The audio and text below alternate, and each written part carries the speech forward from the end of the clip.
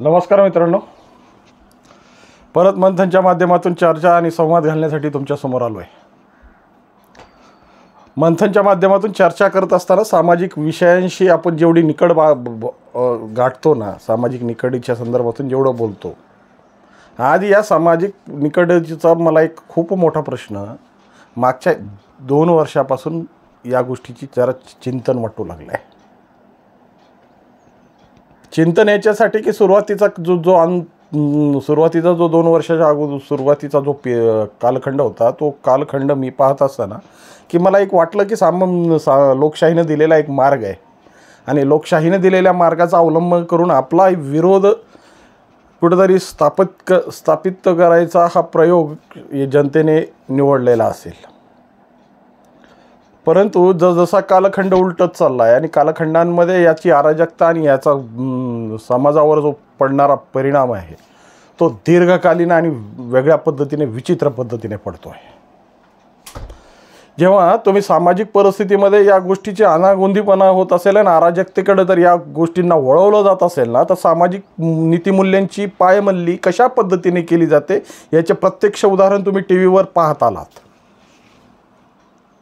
जर तुम्हाला आठवत असेल ना, तर CAAच्या माध्यमातून च्या विरोधात जेव्हा पहिलं आंदोलन उभं करण्यात आलं शाहीनबागचं, खऱ्या अर्थाने त्या शाहीनबागच्या आंदोलनापासून या देशामध्ये आंदोलनाची दिशा बदलली आहे.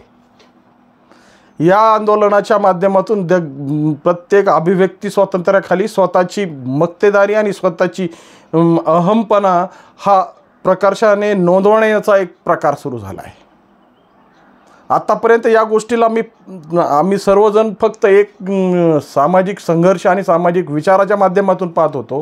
पण अलीकडच्या काळात ज्या पद्धतीने आता निवडणुका लागत आहेत आणि निवडणुकीमध्ये ज्या पद्धतीने आज परिस्थिती निर्माण करतायत की उमेदवारांनाच जर तुम्ही फिरू देत नसताल तर ही गोष्ट तुम्हाला सामाजिक पटलावर आणि सामाजिक पटलावर आणि लोकशाहीच्या पटलावर कुठे पटण्यासारखी आहे ती सांगा. लोकशाहीमध्ये प्रत्येकाला निवडणूक लढवण्याचा अधिकार आहे, प्रत्येकाला मतदान करण्याचा अधिकार आहे, प्रत्येकाला व्यक्त होण्याचा अधिकार आहे. पण या व्यक्त होण्याच्या मागं आणि प्रत्येकाच्या या व्यक्त होण्याच्या मागे कुठे ना कुठेतरी काही आचारसंहितासुद्धा नेमलेली आहे. परंतु अलीकडच्या काळामध्ये या आचारसंहितेची पूर्णपणे भंग करून सामाजिक परिस्थितीमध्ये द्वंद्व कसं निर्माण करता येईल याचे अनेक उदाहरणं तुम्हाला पाहायला मिळत आहेत. जेव्हा हीच गुंडशाही, हीच झुंडशाही सामाजिक परिस्थितीमध्ये जर तुम्हाला या पद्धतीने जर वर्तवणारी असेल ना, तर सामाजिक परिस्थितीमध्ये येणारे काळ हे चांगले नाही आहेत असंच म्हणावं लागेल. या लोकशाहीच्या मागं ज्या स्वातंत्र्य मिळाल्यानंतर स्वातंत्र्याच्या कालखंडामध्ये आपल्याला ज्या काही गोष्टी आपल्याला अनुभवायला मिळाल्या, प्रत्येकाचा आत्मविकास आणि सामाजिक विकास करण्यासाठी या लोकशाहीची निवड करण्यात आली. आणि त्यामध्ये सुद्धा आपल्याकडं जी संसदीय लोकशाही आहे, अध्यक्षीय लोकशाही नाही. अध्यक्षीय लोकशाहीचे परिणाम आपल्याला अमेरिकेत, फ्रान्समध्ये, रशियामध्ये पाहायला मिळत आहेत. पण संसदीय लोकशाही म्हणजे सर्वात उच्च लोकशाही, प्रत्येक व्यक्तीच्या अधिकाराच्या संदर्भातून आणि ज्या पद्धतीने सामाजिक परिस्थितीमध्ये आज या लोकशाहीने विकास केला आहे, सामाजिक परिप्रेक्ष्यामध्ये विकास केला आहे, राष्ट्रांचा विकास केला आहे, त्या पद्धतीने या गोष्टीला जर पाहिलं ना, तर आजची ही परिस्थिती मला या अराजकतेकडे वळताना दिसते. मी कोणत्या उमेदवाराचं कोणाचं मी नाव घेणार नाही, कारण की उमेदवारांचे नावं घेतले की ऐकणाऱ्या व्यक्तींना वाटतं का हा या विचारांना झुकलेला आहे.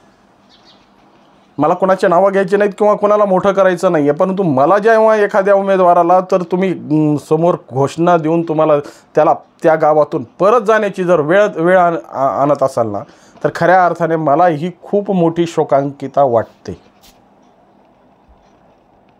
प्रत्येक गावामध्ये प्रत्येक माणसाचं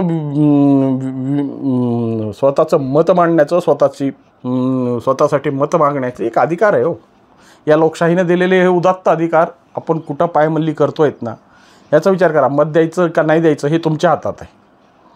तुम्ही कोणाच्या पद्धतीनं, कोणाला कशा पद्धतीनं ट्रीट करताना, तुम्ही त्याच्याशी कशी तुम्ही संबंध स्थापित करताना, हा तुमचा व्यक्तिगत प्रश्न आहे. पण सामाजिक द्वंद्व निर्माण करून त्या गोष्टीवर एक गदारोळ निर्माण होईल, या परिस्थितीची जर परिस्थिती निर्माण होत असेल ना, तर या लोकशाहीचा अर्थच राहिलेला नाही आहे. सगळ्या गोष्टीची थोडीशी मीमांसा करा. मी त्या शाहीनबाग आंदोलनापासून, शेतकरी आंदोलनापासून किंवा तत्सम आंदोलनं आज कोणत्या धर्तीवर निर्माण होत आहेत.